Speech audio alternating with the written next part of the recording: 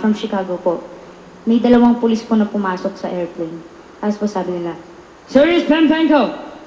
sabi po ng mami ko, sinira mo ba yung manika ni Oprah? Sabi ko, hindi po, baka kasi kinuha niyo lahat ng shampoo doon sa hotel. Kasi po that time, hindi ko pa po alam na pwede palang kunin yung shampoo. Tapos po, pinadala po kami dun sa Harpo Studios po, tapos po, nasa conference room po kami noon.